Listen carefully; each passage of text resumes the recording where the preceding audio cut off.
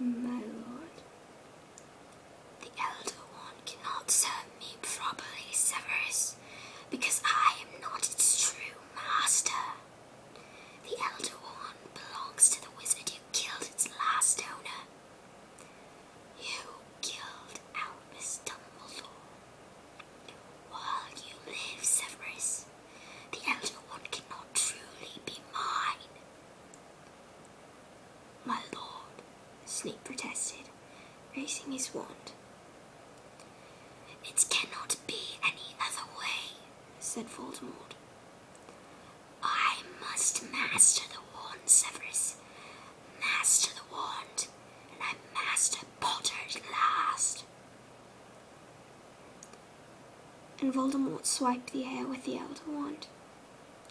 It did nothing to Snape, who for a split second seemed to think he had been reprieved.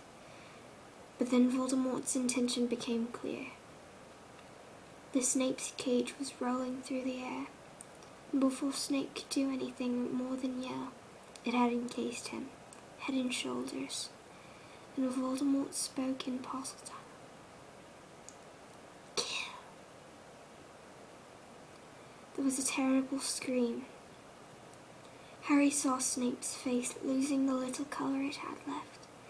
It whitened as his black eyes widened, as the snake's fangs pierced his neck, as he failed to push the enchanted cage off him, as his knees gave way and he fell to the floor.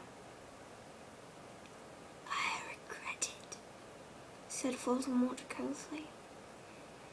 He turned away. There was no sadness in him, no remorse. It was time to leave this shack and take charge, with a wand that would now do his full bidding.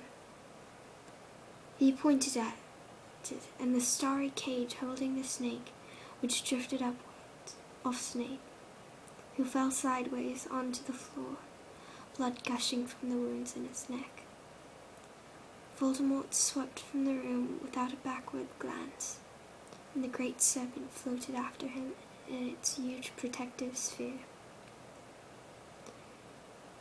Back in the tunnel, and in his own mind, Harry opened his eyes. He had drawn blood, biting down on his knuckles in the effort not to shout out.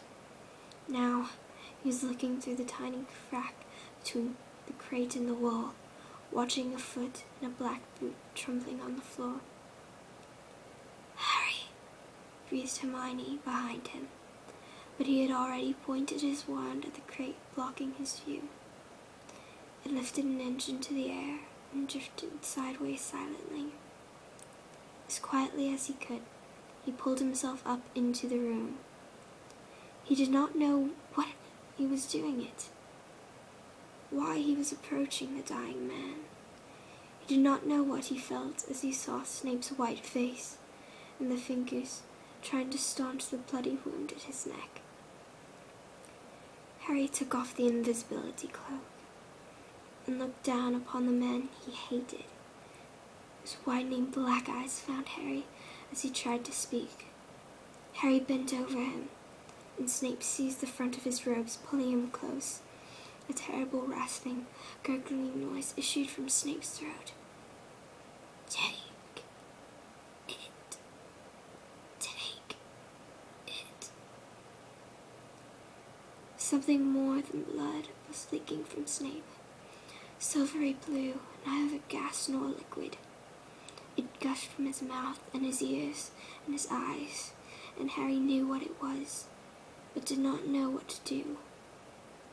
A flask, conjured from thin air, was thrust into his shaking hands by Hermione. Harry lifted the silvery substance into it with his wand.